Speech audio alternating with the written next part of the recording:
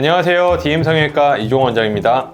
누가 봐도 예쁜 코는 여러 가지 조건이 있을 수 있는데요. 그 중에서도 이런 콧구멍이 어느 정도 보이느냐, 어느 정도 안 보이냐에 따라서도 코가 예뻐 보일 수도 있고 예뻐 보이지 않을 수도 있습니다. 바로 이런 콧구멍 노출로 인해서 고민을 하시다가 결국은 상담을 오시는 분들이 상당히 많이 있는데요. 그래서 오늘은 이런 콧구멍 노출이 케이스별로 어떤 차이가 있으며 어떤 또 다른 방법에 의해서 개선이 될 수 있는지에 대해서 알아보는 시간을 갖도록 하겠습니다.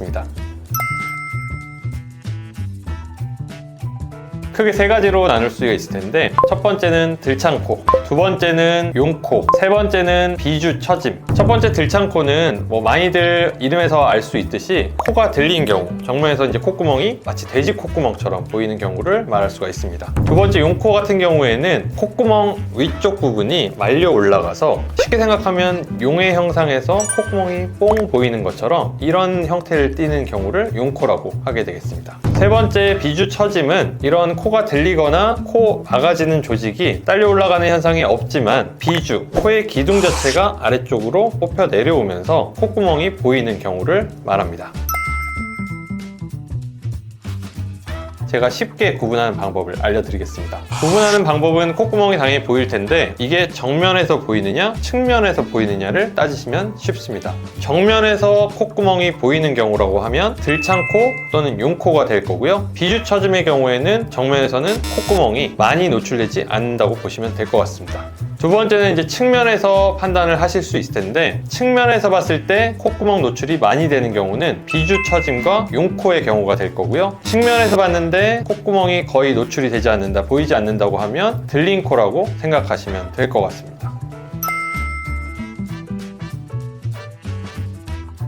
케이스별로 당연히 개선하는 방법이 현격하게 다르게 될 텐데, 하나하나 말씀을 드리자면, 첫 번째, 들창코의 경우에는 비중격 연장술을 통해서 가운데 기둥이 되는 연골부터 뼈대 자체가 아래로 내릴 수 있는 길이를 연장하는 수술이 필요하게 됩니다.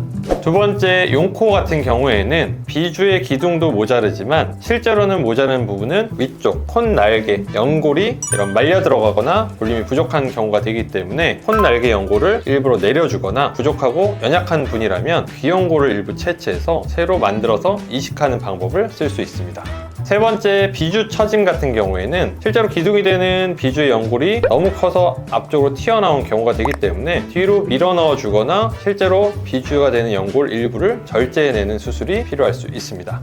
따라서 이처럼 케이스별로 이유가 다르고 거기에 따른 개선 방법이 다르기 때문에 내가 무조건 콧구멍이 보인다고 한 가지 방법으로 수술하는 것이 아니라 내 이유에 맞는 수술 방법을 택하는 것이 꼭 필요합니다. 오늘은 콧구멍 노출의 이유에 대해서 알아보고 여기에 따른 수술 방법에 대해서 설명을 드렸습니다. 일반적인 보통의 사람이라면 콧구멍이 일부는 노출되는, 아주 살짝은 노출되는 게 미적으로 맞을 수는 있겠지만, 이 이상으로 콧구멍이 노출된다 그러면 미적으로 예쁘다는 표현을 쓰기 힘들 정도로 이 미적인 요소를 좀 망칠 수가 있기 때문에 꼭 병원에 내원을 하셔서 전문의와 상의하에 이 이유를 정확하게 진단을 받으시고 이 이유에 맞는 수술 방법을 찾아내서 계획을 하시는 것이 본인에게 맞는 예쁜 코를 찾는 가장 중요한 길이 될 수 있다는 걸 명심을 하셨으면 좋겠습니다.